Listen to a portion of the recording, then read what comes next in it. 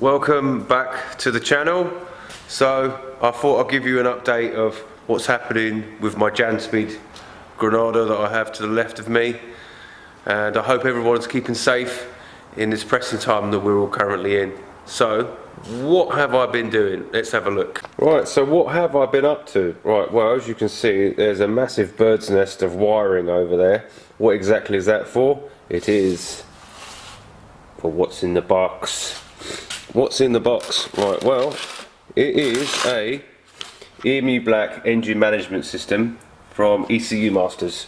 So that is the plan, to put it on this engine. But at the moment, I've been having trouble with my turbo. That's been sent back to Venom Motorsports because something isn't right with it, and they picked it up, no trouble at all. And I've currently got the exhaust cable tied on. Let me show you that with the light on, bear with me, and then you'll see it. Oh, look at that, perfect. Cable tied on so it doesn't fall down and scrape along the floor. Don't particularly want that. So why am I changing the ECU? Well, for a start, the current ECU that's in there, that I'm sure that I've told you about this before, let's go and have a look at the ECU. So this is the current ECU that's in there, a Zytec ECU. As you can see, it's rather old. It has a small module there that probably nobody knows what it does. I've tried to get in touch with Zytec about it to try and see if I can go and get a plug or some kind of software to control it, and it's just a pointless task. I think due to the fact that Zytec have been taken over a few times and things get moved and changed around, they just don't know what it is. So I've just given up in the end. Now, this is the first time that I've really installed an ECU like this before, so it's going to be a massive learning curve of what to do, and it's going to be fun, I think. So first of all, I've had to go and get loads of wiring. So have a look at this. As you can see, all the wiring here that I've had to go and purchase for it to work. So I've got loads of earth, live, some reels of twin core twisted pair wiring with an external earthing lead on the outside of it as well.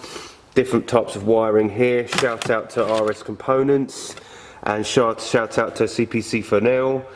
And there's another one as well that is in here. It's another Fernell company. I think they're just a sister company of them, but they got me all these little connectors wherever they are. There's loads of them. There's all sorts of things I've had to buy. Look, loads of it. It's all inside there somewhere, hidden away. It's in here. All these types of connectors. So I think that was from CPC Fernell. Farnell, yeah, Fernell, not CPC. That's CPC. That's the other one.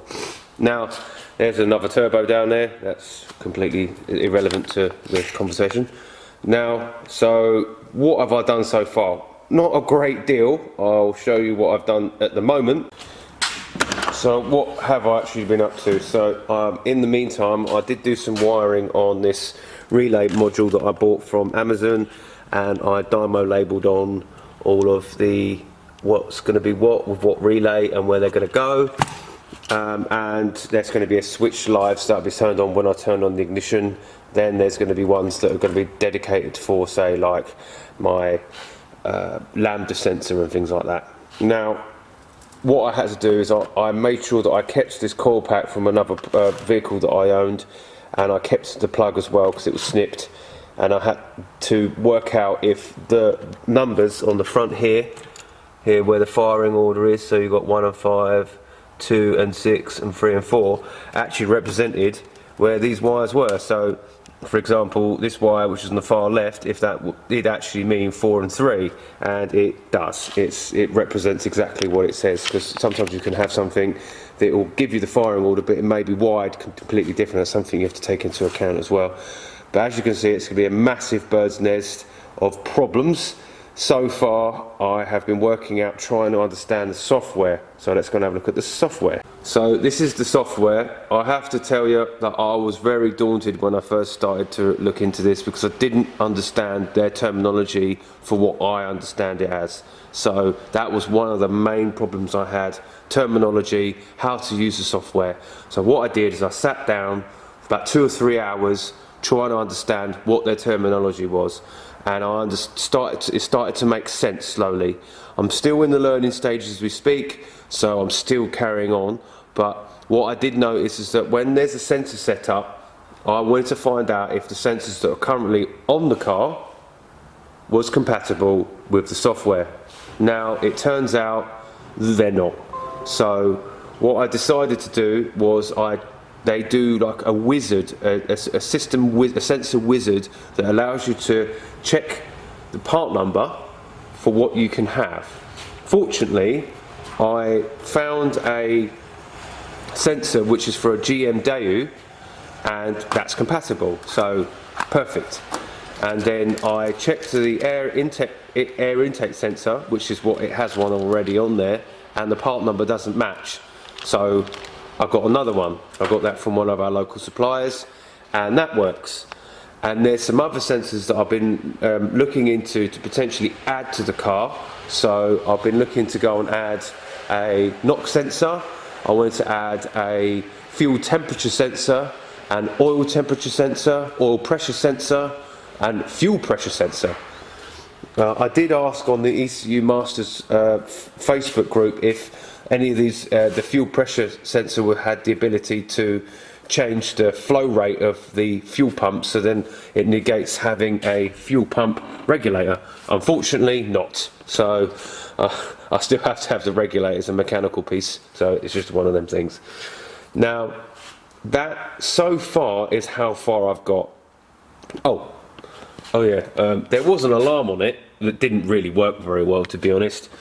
Bloody loud when it used to go off, but it never worked, so I just disconnected it, and that's part of the wiring over there that's going to be removed anyway. And then a new alarm's going to be fitted on.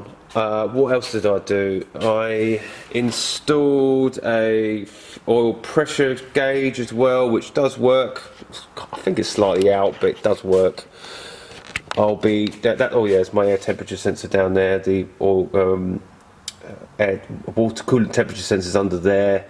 That there is going to be changed for a proper idle control valve. I haven't found one yet that's going to be compatible, I think. I do have one from a Cavalier that might work. I've got to make sure that's going to work on the ECU Masters ECU. And I have also got a, I'm sure I've shown you before, but I'll show you again. You could probably just about see the trigger wheel down there. See if I can zoom that in. There's my aluminium case, and then you can just about see the trigger wheel on the outside of the crank pulley, just there. See it? And that's where my sensor is. It's still a work in progress. I've managed to go and get it closer to the ring, not to the ring, the reluctor ring, so then it picks it up, because I put it, what I did is I plugged it into an oscilloscope through wherever the connector is, there, and it does pick it up, so I'm pretty happy with that. So that there is basically all I've been doing. I've been buying things from RS, I've been buying things from Fonel, Amazon, trying to get things, so then all I have to do is wire it all in and it's going to be fine. Now, because I'm in a working environment, I have to make it so I don't disable the car completely, and then so this can still be driven in and out.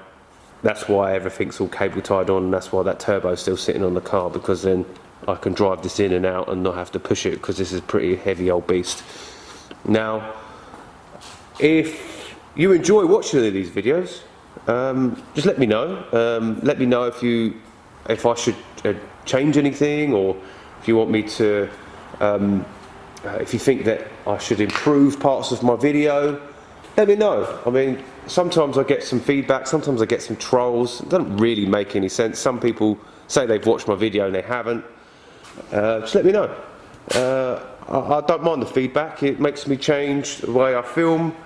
I've been trying to be less movie all around, and I've been trying to keep the camera a lot more stable. And I bought like a little light ring as well. That's my light ring there. I bought that from Amazon, and it works pretty well. It does eat all the batteries. It eats batteries like no one's business, but that's one of them things. I thought I'd give you a last shot of the old Janspeed wheel. Yeah, lovely. Right, okay. Yeah, as I say, if you like what you see, like, share and subscribe. Keep safe, everybody. Have a good one.